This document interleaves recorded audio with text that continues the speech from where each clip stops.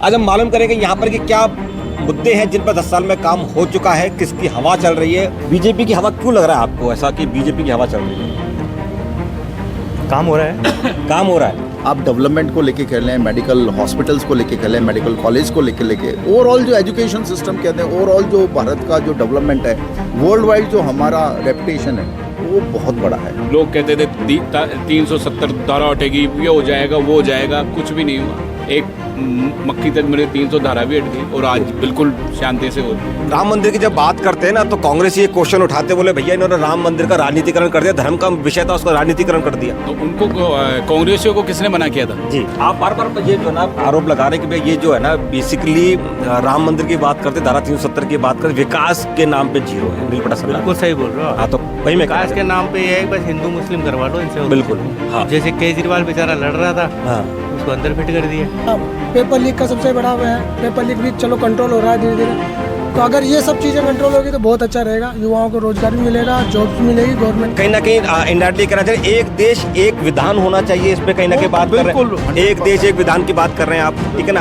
आप हम चाहते हैं हमारा राष्ट्र जिंदा रहे, राष्ट्र का नाम रहे। सर, मैं आपके चैनल के माध्यम से हमारे देश के यशस्वी प्रधानमंत्री आदरणीय मोदी जी से एक निवेदन करना चाहता हूँ। एक जनसंख्या कानून ये जरूर लागू होना चाहिए। CAA लागू किया, सही है गलत?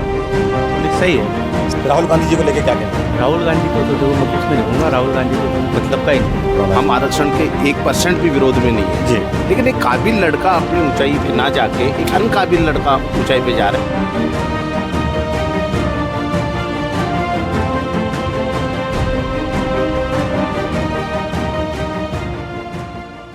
नमस्कार, मैं जितेंद्र गोयल, गैंगनेट भारत में आप सभी का स्वागत है। आज हम चर्चा कर रहे हैं मुद्दे पर मुद्दा कार्यक्रम में।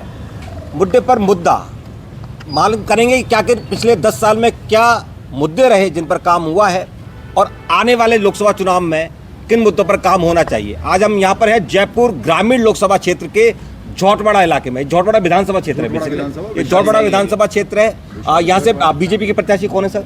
राव राजेंद्र और कांग्रेस के अनिल चोपड़ा। यहाँ जो है दोनों ने अपने जो है प्रत्याशी उतारे में सर पहली बार दोनों लोकसभा का चुनाव लड़ रहे हैं। यहाँ जानेंगे कि क्या है। वो जी, पहले लड़ चुके हैं, राव साहब लड़ चुके हैं। अनिल चोपड़ा जी पहली बार आ रहे हैं, यूथ है। आज हम मालूम करेंगे यहाँ पर कि क्या मुद्दे हैं जिन पर 10 साल में काम हो चुका है, किसकी हवा चल रही है और आने वाले 5 सालों में किसकी हवा होने वाली है और 5 साल के मुद्दे क्या है, तो जानते हैं। सबसे पहले सर किसकी हवा चल रही है आपको लग रहा है? बीजेपी की। बीजेपी की हवा क्यों लग रहा है आपको ऐसा कि बीजेपी की हवा चल रही है? काम हो रहा है काम हो रहा है। हाँ, क्या काम हो रहा है? काफ़ी काम हो रहा है। काफी काम हो रहा है। हाँ, जी, बताएं क्या काम हो रहा है, मतलब कौन से मुद्दे हैं जिन पे काम हुआ है पिछले 10 सालों में? एक तो सरकारी काम जो हैं सारे जी, सही तरीके से हो रहे हैं जी, और सड़कों का निर्माण भी सही चल रहा है। सड़कों का निर्माण हो रहा है। और अभी सुना है कि वो पानी की लाइनें भी वगैरह जोड़ रहे हैं। जी, काम हो रहा है, काम हो रहा प्रगति है। पे है काम। जी, जी। क्या है मुद्दे सर जो लग रहा है आपको कि जो है पिछले 10 सालों में जिन पे काम हुआ है? देखें कि आज़ादी के बाद या आज़ादी से पहले करें, इतने कई पुराने मुद्दे थे जी, या ज्वलनशील मुद्दे को कहें जिसे आज तक वर्कआउट नहीं किया गया, वो पिछले 10 साल में वर्कआउट हुए। जैसे राम मंदिर कह सकते हैं, धारा 370 कह सकते हैं। अब कारण ये होता है कि जब डेमोग्राफिक बदलाव आता है तो जो बहुसंख्यक होते हैं उनकी जब उनके ऊपर जब प्रहार होता है, उनकी हकों पे प्रहार होता है, तो वो एक समाज के अगेंस्ट कह दो या एक पार्टी के अगेंस्ट वो खड़े हो जाते हैं। इस चक्कर में जब उनके काम नहीं होते हैं तो वो एक पार्टी को फेवर करते हैं। जब फेवर करते हैं तो वो पार्टी उसका काम करती ही करती है। तो यही हुआ पिछले 10 साल में। ये तो रहे कि जो हमारे कई सालों से जो मुद्दे थे वो सॉल्व हुए हैं, चाहे वो राम मंदिर कह दें, धारा 370 कह दें, कई इश्यूज़ हैं जिसमें डेमोग्राफिक बदलाव के अगेंस्ट जो हम सब हैं वो भी उस पर भी काम हो रहा है। दूसरा, आप डेवलपमेंट को लेके कह लें, मेडिकल हॉस्पिटल्स को लेके कह लें, मेडिकल कॉलेज को लेके ओवरऑल जो एजुकेशन सिस्टम कहते हैं, ओवरऑल जो भारत का जो डेवलपमेंट है, वर्ल्ड वाइड जो हमारा रेपुटेशन है वो बहुत बड़ा है वर्ल्ड वाइड, और इकोनॉमी तो बहुत अच्छी पॉजिटिव है। तो 10 साल में काफ़ी पॉजिटिव गया है। तो यही मुद्दों को लेकर हम सब बीजेपी के पक्ष में हैं कि इन्होंने काफ़ी किया। क्या लगता है साहब, क्या 10 पकड़ ले, माइक पकड़ ले आराम से, कोई दिक्कत नहीं। 10 साल में किन मुद्दों पर काम हुआ है? तो काफ़ी सारे मुद्दों पे काम हुआ है, बताएं। चेंज भी हुआ है जी, और चेंज होना भी चाहिए। जी, तो जैसे अभी आजकल इन दिनों में देखा जा रहा है कि जैसे ये युवाओं के जो है एजुकेशन का और नौकरियों का ये भी मुद्दा जो है ना सिस्टम से पहले नकल वगैरह कुछ हो जाती जी, थी। बिल्कुल बिल्कुल सही कह रहे हैं आप। रीट में जो है ना जो मेडिकल वगैरह का भी इसमें भी चेंज हो रहा है। जैसे पॉलिसियाँ पहले तो कुछ और तरीके की थी, दिखाया कुछ और जाता था, जी, होता नहीं था। जी। अब जो है उन पे काम हो रहा है, अमल हो रहा है। हाँ जी जी इस तरीके से जैसे आम आदमी को जिस जिन चीज़ों की ज़रूरत होती है वो सब चीज़ों मुद्दों पे थोड़ा थोड़ा फोकस किया जा रहा है। पहले किया तो जा रहा था लेकिन दिखता नहीं था, अब थोड़ा थोड़ा दिखने लगा है। दिखने लगा। हाँ।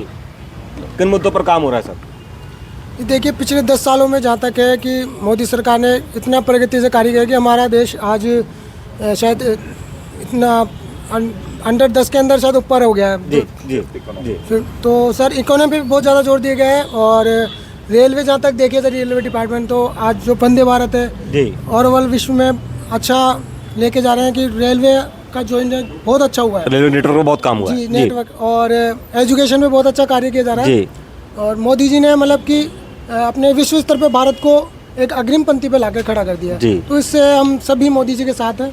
बिल्कुल हम बीजेपी के सपोर्ट में हैं। बीजेपी को सपोर्ट करते हैं आप। जी आगे माइक दें। Yes sir. जी इधर एक बार जी बताएं सर, क्या लग रहा है आपको किन मुद्दों पे काम हुआ है? मुद्दे तो बहुत से हैं जी इन 10 सालों में। जी जल, नभ जी और थल, थल जी तीनों पर जो प्रोग्रेस हुई है ना, जी। जो मोदी जी के नेतृत्व में जो झंडे गाड़े हैं, जी। चाहे से वो चंद्रयान ले लो, जी चाहे से वो टेक्नोलॉजी के मामले में ले लो, जी। वंदे भारत ट्रेन हो या अपने यहाँ पनडुब्बियाँ हो, इसके अलावा चाहे से आप उसके चंद्रयान का ले लो, आप सफल परीक्षण जो चंद्रयान का हुआ है, अपनी सीमाएं मजबूत हुई है। आज भय का माहौल नहीं है। आतंकवाद कश्मीर में लोग कहते थे 370 धारा हटेगी, ये हो जाएगा वो हो जाएगा, कुछ भी नहीं हुआ। एक मक्खी तक मेरे 300 धारा भी हट गई और आज बिल्कुल शांति से हुए है। और मैं हिंदू हूँ और हिंदू होने के नाते कहता हूँ कि आज हमारे इष्ट देव जो सालों से बरसों से जिनका आज उनका राम मंदिर बन के तैयार है, और ये हमारे लिए बहुत ही गौरव की बात है और हम मोदी जी को धन्यवाद देना चाहेंगे। राम मंदिर की जब बात करते हैं ना तो कांग्रेस ये क्वेश्चन उठाते, बोले भैया इन्होंने राम मंदिर का राजनीतिकरण कर दिया, धर्म का विषय था उसका राजनीतिकरण कर दिया। तो उनको कांग्रेसियों को किसने मना किया था? जी कांग्रेसियों को किसने मना किया था? है कि आप राम मंदिर में, तो उनको बनाने चाहिए। वो तो आज 70 साल से आज़ादी के बाद से हैं, उन्होंने क्यों नहीं सोचा कभी इस बारे में? उन्होंने क्यों विचार नहीं किया? हम किसी धर्म या जाति के खिलाफ नहीं हैं, हम उनका भी सम्मान करते हैं, लेकिन आज सबकी अपनी अपनी आस्था है, हमारी भी आस्था है, हिंदू धर्म की भी आस्था है। हिंदू धर्म के इष्ट देव है भगवान श्री राम, तो हम क्यों नहीं चाहेंगे? एक आरोप जो है ना बार बार जो है ना विपक्षी पार्टी की तरफ से लग रहा है कि भाई ये जो है ना ईडी का डर दिखाकर, और जैसे केजरीवाल को अंदर कर दिया, इन सब लोगों को अंदर कर दिया और ईडी का दिखाकर कहीं ना कहीं विपक्ष को समाप्त करने का काम कर रहा है। देखो, जब से मीडिया स्ट्रांग हुआ है जी तो हमें कोई भी छोटी मोटी कार्रवाई भी होती है वो नज़र आ जाती है, चाहे वो ईडी की हो या आईबी की हो, whatever it is it. जी पहले इस तरह की बहुत कार्रवाई होती थी। मैं एग्जांपल दूं, जब बाबरी मस्जिद का जब ढहाना हुआ था तो 4 राज्यों में सरकार बर्खास्त हुई थी। आज सोचो, आज की तारीख में कोई ऐसे इशू पे 4 स्टेट का अपन सरकार बर्खास्त कर दे तो कितनी बड़ी चीज इशू होती है। ठीक बात है। तो ये हमेशा होते आए, इस तरह के आरोप लगते रहते हैं। हाँ, बहुत ज़्यादा अगर एट्रोसिटीज़ हो रही है तो वो तो समझ में आता है, लेकिन ऐसा नहीं है। हर सरकार अपने, जब भी कोई जिसको पावर मिलता है वो ऐसा करती है, पावर में रहने के लिए, दूसरों को दबाने के लिए। ऐसा नहीं है कि ये भारतीय जनता पार्टी कर रही है या कांग्रेस ने कभी नहीं किया, वो तो हमेशा यूज़ करते आए। अब इनको मौका मिला है, ये भी करेंगे। तो नॉर्मल छोटा मोटा चीज़ चलता है। और जहाँ तक भ्रष्टाचार की बात है तो ये तो सुप्रीम कोर्ट की बात है, ये तो कोर्ट को डिसाइड लेना, गवर्नमेंट ने तो करना नहीं है। ईडी और कोर्ट तो इसमें सरकार का बीच में तो आती नहीं है, तो डिसीजन बेसिकली कोर्ट के पास है। आप आरोप सरकार पे लगा दें तो ये तो बेतुका है, तो मतलब नहीं, स्टैंड नहीं करता। बार बार अपन बात करते हैं कि ये कहते हैं कि भाई जो है ना, आप बोलेंगे? हाँ, अजय जी अजय जी जी, आप बार बार ये जो ना आरोप लगा रहे हैं कि भाई ये जो है ना बेसिकली राम मंदिर की बात करते, धारा 370 की बात करते, विकास के नाम पे जीरो है। नील पटा बिल्कुल सही बोल रहे हो आप। हाँ तो बताएं। वही मैं विकास के नाम पे ये है कि बस हिंदू मुस्लिम करवा लो इनसे। बिल्कुल, हाँ। ईडी इनकी कॉन्ट्रैक्ट बेस पे है जी, और इनकम टैक्स इनके कॉन्ट्रैक्ट बेस पे है, चाहे जिसके पीछे छोड़ देते हैं। हाँ अब जैसे केजरीवाल बेचारा लड़ रहा था, हाँ उसको अंदर फिट कर दिया। हाँ और वो उसके पास कोई सबूत ना कुछ और कुछ नहीं मिला, जी तो भी उसको अंदर आपके हिसाब से केजरीवाल को प्रधानमंत्री बना देना चाहिए? बना देना चाहिए। जी भाई आज की तारीख में इंटेलिजेंट जी। तो है ही नहीं, वो तीसरी बार चुन के आया है, तो ऐसे ही थोड़ा आ गया वो। पर जनता तो सपोर्ट करती नहीं है ना उन्हें। जनता कैसे नहीं करी, दिल्ली वाले तो कर ही रहे ना। दिल्ली से प्रधानमंत्री सोना बन जाएगा। बनेगा तो धीरे धीरे तो चढ़ेगा ना, एकदम से जी। थोड़ा। अभी तो पार्टी आई है, जड़े पर 100 करोड़ का घोटाला तो करा है सर। घोटाला कराओ तो 100 करोड़ तो निकालो ना, कहाँ है? जी खाते में आए कि उसके घर से मिले, यही कहाँ तो मिले? यही तो ताज्जुब का विषय कि 100 करोड़ डकार गए साहब, नहीं, मिल ही नहीं डकार के तो वो नहीं, रहा। डकार के तो कहाँ है? जी वो सबूत तो लाओ। जी भाई ये है, कुल मिला के कॉन्ट्रैक्ट बेस पे काम कर रही है सीबीआई और आपके इनकम टैक्स।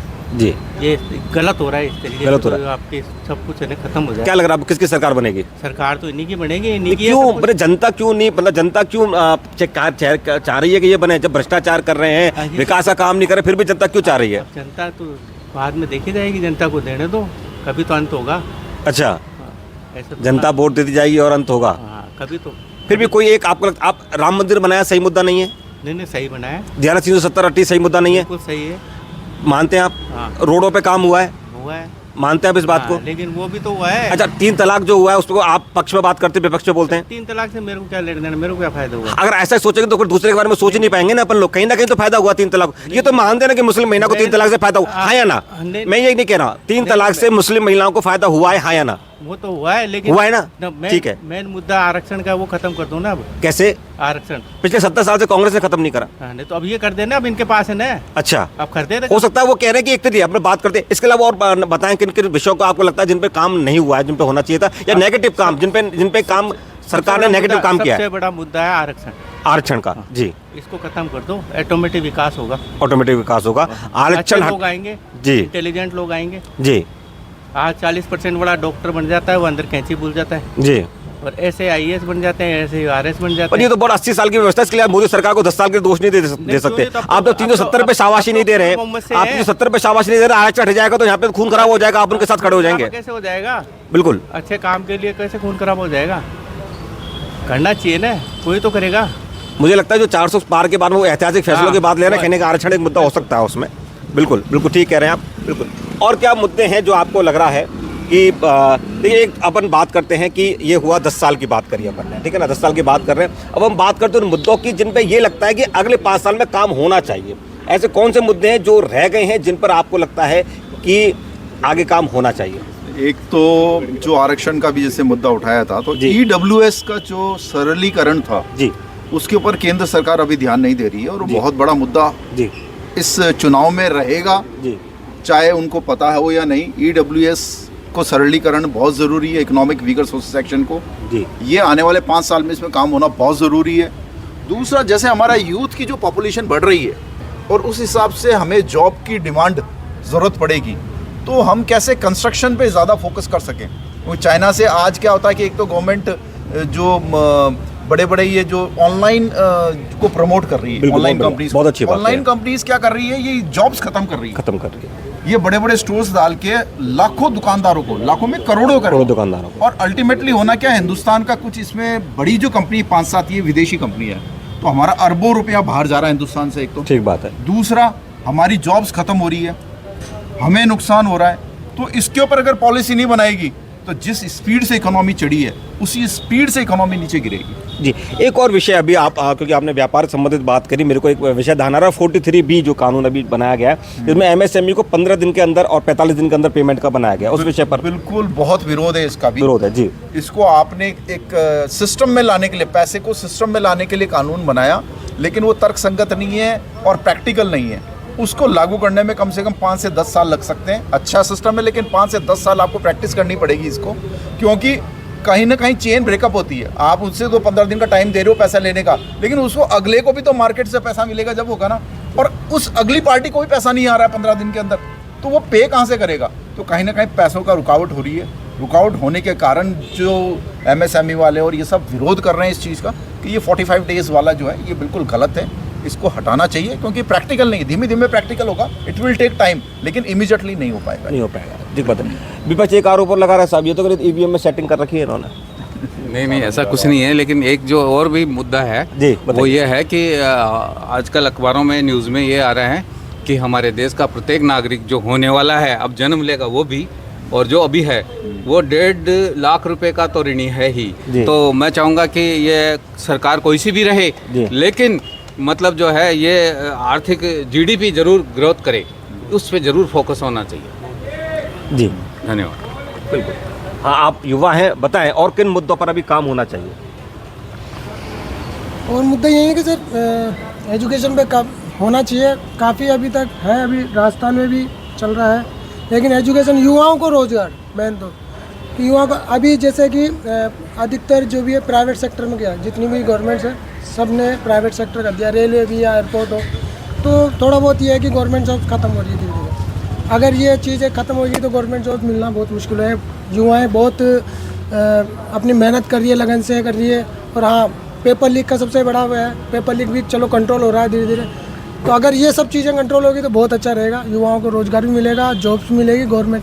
पर हाँ, गवर्नमेंट्स को थोड़ा ध्यान देना पड़ेगा कि अधिकतर जो भी गवर्नमेंट सेवाएं उनको ठेके पर ना दे, प्राइवेट ना करें, ताकि गवर्नमेंट जॉब्स बंद ना हो, कम ना हो। जो भी मेहनत कर रहा है युवा, सबकी यही आशा रहती है कि हमें भी गवर्नमेंट जॉब्स मिले। अगर वो प्राइवेट्स में चल गई तो फिर इसका कोई मतलब नहीं रहेगा। जी, क्या लगता है और क्या कुछ कहना चाहते हैं? हाँ, जी बताइए। मैं अगले 5 साल के लिए एक बहुत बड़ा इशू है। जी। वैसे तो थोड़ा कहेंगे कि एकदम ही ओपन है, लेकिन इस पे काम करेंगे नहीं तो एज ए देश हमारा जो राष्ट्र सर्वोपरि होता है उसको बहुत बड़ा नुकसान पहुंचने वाला है। वो ये है कि जो डेमोग्राफिक बदलाव आ रहा है जी, उसमें अगर कर्ब नहीं किया गया, उसको रुकावट नहीं करी गई, तो आने वाले 20 साल के अंदर आप समझे सिविल वॉर से आप रोक नहीं सकता है हिंदुस्तान। डेमोग्राफिक बदलाव को रोकना सबसे बड़ा चैलेंज है हिंदुस्तान के लिए, वरना आपकी इकोनॉमी, आपका डेवलपमेंट सब खत्म हो जाएगा, बर्बाद हो जाएगा, एक साइड हो जाएगा। क्योंकि जो हमारी जो मूल भावना है, हम यहाँ के जो मूल लोग हैं, मूलवासी, अगर हम वही नहीं रहेंगे यहाँ पे, वो किसी भी देश में, किसी भी धरती पे जब धर्म का उद्भव होता है तो वो वहाँ के माहौल के हिसाब से होता है, सबसे संस्कृति को सुरक्षित रखना सबसे ज़रूरी। संस्कृति के हिसाब से होता है। बिल्कुल ठीक और बात। अगर बाहर की संस्कृति थोपी गई तो वो एक टकराव निश्चित है। और हमारा देश जो सर्वोपरि हम जिसे मानते हैं, हर इकोनॉमी से सबसे ऊपर मानते हैं, वो देश बचना चाहिए। ऐसा नहीं है हम इसको दूसरे के विरोधी हैं, वो रहें लेकिन उसी लिमिट में रहें जिस लिमिट में, जिस परसेंटेज में। जी, डेमोग्राफिक बदलाव आने वाले वक्त का बहुत बड़ा इशू। आप कहीं ना कहीं इनडायरेक्टली कहना चाह रहे हैं एक देश एक विधान होना चाहिए, इस पे कहीं ना कहीं बात कर रहे हैं। एक देश एक विधान की बात कर रहे हैं आप, ठीक है ना? आप कह रहे हैं एक देश एक चुनाव की बात भी चल रही है, चुनाव भी, विधान भी, डेमोग्राफिक जो बदलाव आ रहा है उसको भी रुकावट चाहते हैं, क्योंकि हम चाहते हैं हमारा राष्ट्र जिंदा रहे, राष्ट्र का नाम रहे। जी, भारत जो है उसका नाम भारत ही रहे, बदलाव नहीं हो आने वाले 20-25 सालों में। संस्कृति पर काम होना चाहिए, एजुकेशन पे काम होना चाहिए, और किन मुद्दों पे जो है अगले 5 साल में आपको लग रहा है काम होना चाहिए? सर, मैं आपके चैनल के माध्यम से जी हमारे देश के यशस्वी प्रधानमंत्री आदरणीय मोदी जी से एक निवेदन करना चाहता हूँ। जी, एक जनसंख्या कानून जनसंख्या कानून, ये जरूर लागू होना चाहिए, क्योंकि जिस हिसाब से इस देश की आबादी बढ़ रही है, बहुत बड़ी एक समस्या है। हर चीज़ में आज आप ट्रांसपोर्ट में ले लो, ये बहुत ज़्यादा, ये जो कानून है जनसंख्या समाधान कानून, ये बिल्कुल लागू होना चाहिए। और मैं चाहता हूँ कि आपके जो 400 पार वाला मुद्दा है, 400 पार होगी और ये जनसंख्या कानून जरूर मोदी जी लागू करेंगे। CAA लागू किया, सही है गलत है? नहीं, सही है। सही है। आपने एक भी पॉइंट पे बुराई नहीं करी, लेकिन आप चाहते नहीं है मोदी जी आए। नहीं, मोदी जी सुनो मेरी बात। जी सर, जी सर। सबसे बड़ा मुद्दा है आरक्षण। आरक्षण, हाँ, सबसे बड़ा मुद्दा, जिससे क्या है कि सारे डेवलपमेंट रुके हुए। आज 40% वाला बैठ जाता है, वो क्या करेगा, क्या पॉलिसी करेगा? आरक्षण आर्थिक आधार पर। तो आरक्षण आर्थिक आधार पर होना एक चाहिए। दूसरा मुद्दा है सबसे बड़ा, ये जो अपने ने ये देते हैं ना, ये फोकट का राशन, ये सब, ये इससे निकम्मे हो रहे लोग, ये बंद होना चाहिए। जी, आप उनको रोजगार दो। तो आप केजरीवाल जी को प्रधानमंत्री बनाना, उन्होंने स्टार्ट करा। मैं केजरीवाल को प्रधानमंत्री, आपने बोला अभी केजरीवाल जैसा विपक्ष होना चाहिए, विपक्ष होना चाहिए, प्रधानमंत्री से विपक्ष का नेता, ठीक है? कोई भी गलत काम करे उसकी खिंचाई होती रहे। जी, ठीक बात है। मेरा कहने का मतलब ये विपक्ष मजबूत होना चाहिए। केजरीवाल से कोई मेरा विपक्ष में रहना चाहिए। केजरीवाल जैसा विपक्ष मजबूत होगा तो उसकी खिंचाई होती रहेगी, तो कंट्रोल में रहेंगे। राहुल गांधी जी को लेके क्या कहेंगे? राहुल गांधी को तो देखो मैं कुछ भी नहीं कहूँगा, राहुल गांधी तो मतलब का ही नहीं है। मतलब कहीं नहीं है, ठीक है। आपने अभी बात कही, आप अपनी बात कही, आपने बहुत अच्छी बात कही अभी। आर्थिक आधार पे आरक्षण होना चाहिए, बिल्कुल आर्थिक आधार पर होना चाहिए। आरक्षण होना हम चाहिए। आरक्षण के 1% भी विरोध में नहीं है जी, लेकिन एक काबिल लड़का अपनी ऊंचाई पे ना जाके एक अनकाबिल लड़का ऊंचाई पे जा रहा है, तो ये देश के लिए भाग्य नहीं, अहोभाग्य है ये। जी, ये जो बच्चा है उसको शिक्षा के अंदर उसकी आर्थिक स्थिति कमजोर हो तो गवर्नमेंट उसके लिए फंड बनाए शिक्षा के लिए, उसके लिए और प्राइवेट सेक्टर में व्यवस्था करे। ठीक है। लेकिन गवर्नमेंट सेक्टर में एक बात बताइए आप कि कोई डॉक्टर है, अब वो क्या करेगा जी, 40% वाला डॉक्टर, उसमें योग्यता तो कम है ही। ठीक बात है। एक कलेक्टर आपने यूपीएससी का एग्जाम फाइट कर लिया और एक किसी भी जाति किसी भी कैटेगरी का लड़का आईएएस बन के एक कलेक्टर एक जिले का बन जाता है, वो क्या फाइट करेगा वहाँ पे पब्लिक को, क्योंकि उसमें दिमाग लेवल तो कम है। ये तो कट्टू सत्य है कि आपको मानना ही पड़ेगा कि दिमाग लेवल तो कम है। केवल वो अपनी योग्यता से नहीं, अपने आरक्षण के बूते पे वो आईएएस बना। तो ये तो देश के लिए बहुत बड़ी एक कुरीति है ये। ठीक बात है, ठीक बात है, ठीक बात है। और किन्हीं मुद्दों को लेकर कोई बात करना चाहते हैं आप लोग कि भाई इस मुद्दे पर अभी काम होना चाहिए अगले 5 साल में, क्योंकि मोदी जी और अमित शाह दोनों कह रहे हैं कि ऐतिहासिक फैसले होंगे अगले 5 साल में, तो किन विषयों को लेकर आपको लग रहा है कि काम होना चाहिए, तो कुछ अपन चर्चा में जी बताइए। एक तो देश को ये सोचना चाहिए इस वक्त, पूरे देश में ही कह रहा हूँ, कि जो ट्रैफिक की व्यवस्था है ना वो बड़ी हमारे हिंदुस्तान की खराब है जी। आए दिन सैकड़ों एक्सीडेंट होते हैं, सैकड़ों लोगों की जान गंवानी पड़ती है। वो गवर्नमेंट की वजह से भी गंवानी पड़ती है और खुद की लापरवाही की वजह से भी। गवर्नमेंट की वजह से इसलिए कि जगह जगह ब्रेकर नहीं है, जगह जगह कोई सिग्नल नहीं है, रोड खुद ही पड़ी है, रोड के ऊपर आदमी आता है, खड्डे में गिरता है और उछल के गिर जाता है। तो ये व्यवस्थाएं तो गवर्नमेंट की जी। एक तो आदमी अपनी लापरवाही से एक्सीडेंट हो रहा है, एक हो रहा है गवर्नमेंट की लापरवाही से जी। तो इस पर भी आदमी को ध्यान देना चाहिए गवर्नमेंट को। जी ये जी। तो ये हमारे साथ थे, जयपुर ग्रामीण लोकसभा के अंदर हम मौजूद थे, या हमने मुद्दे पर बैठकर कुछ मुद्दों पर चर्चा की। सभी का कहना है कि आएंगे तो मोदी जी ही, लेकिन कुछ लोगों का कहना है कि कई विषयों पर अभी काम होना बाकी है। 10 साल में राम मंदिर का मुद्दा हो, धारा 370 का हो, चाहे महिला आरक्षण का मुद्दा हो, और चाहे वो जो रोड बने हैं उनकी बात हो, चाहे वो विश्व में नाम हुआ, ये सब मुद्दों से सभी लोग सहमत हैं। लेकिन उनको लगता है कि अभी कहीं ना कहीं भारतीय संस्कृति पर जो है ना को पे पूरी तरह से काम होने की आवश्यकता है। एजुकेशन फील्ड में काम होने की व्यवस्था है, ट्रैफिक के लिए कहा, आरक्षण व्यवस्था पर भी काम होने की व्यवस्था है। कहीं ना कहीं बेसिक वो मुद्दे हैं। शायद मुझे लगता है जो 400 का जो नारा लिया जा रहा है वो कहीं ना कहीं बेसिक मुद्दों को बदलने के लिए यही लिया जा रहा है कि कहीं ना कहीं और मजबूती के साथ आएंगे तो और मजबूत डिसीजन वो ले पाएंगे। आज हमारे साथ थे जयपुर ग्रामीण लोकसभा के लोग। क्या हम सब लोगों को लगता है कि एक बात से सहमत है कि चाहे हम किसी भी विचारधारा के सबको वोट तो देना चाहिए, वोट तो देना चाहिए ना? तो क्या हम अपने चैनल के माध्यम से एक अपील कर सकते हैं कि पहले मतदान फिर जलपान, तो अपन दोहराएंगे 4 बार एक साथ, पहले मतदान फिर जलपान, पहले मतदान फिर जलपान, पहले मतदान फिर जलपान, पहले मतदान फिर जलपान। धन्यवाद आप सभी का बहुत बहुत।